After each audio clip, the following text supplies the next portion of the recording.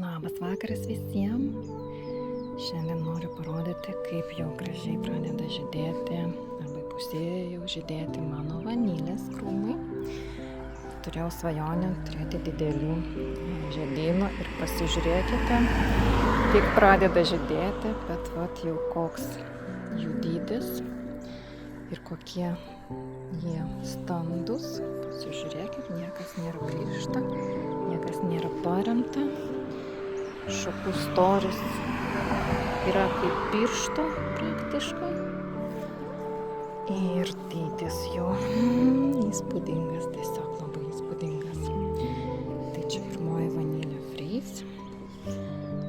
Ir wow, man labai patinka šis efektas. Didelį žydėjimą.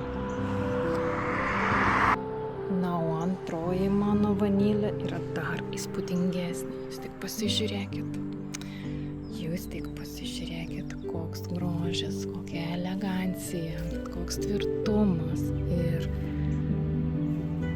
Ir skundžiasi žmonės, kad vanilė nelaiko šakų. Pasižiūrėkit,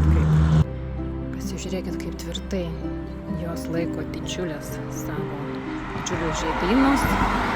Ir buvo audra ir kol kas viskas gerai, niekas nepririšta, neparemta ir viskas labai irgi standžios šakos, tvirtos, jų nėra daug, pasižiūrėkit, matosi protarpiai tarp šakų ir pasižiūrėkit, žiedynai kokie. Tiesiog įspūdingi, gražiausi. Čia jau prieinu kiekvieną dieną ir negaliu atsižiūrėti į tą nuostabią žvaigždutės formą, baltą spalvą ir tiesiog dydis. Ir ką noriu parodyti, va čia šitas gražuolis, nauja šaka šiemet. Jeigu matėt mano pirmus video, išaugo iš tų vadinamų mėgančių akučių. Va, pavasarį iš čia, iš to storo kamieno išlindo va tokia nauja šaka. Ir pasižiūrėkit, čia net su didžiuoju pirštu reikia lyginti. Va, koks yra storis.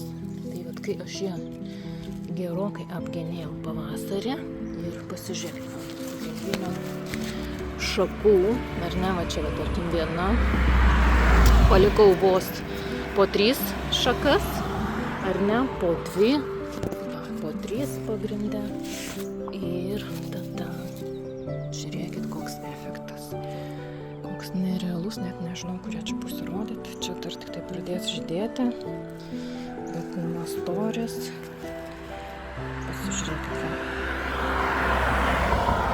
čia net ne pirštuko, o jau priartinus tokio gero piršto, nežinau, kaip jums čia parodyti, bet nuostabu, man tas efektas patinka, žiauriai gražiai, žiauriai didelis.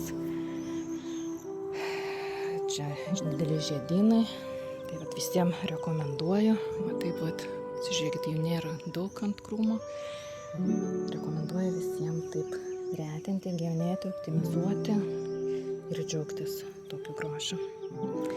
Gražių visiems hortenzijų.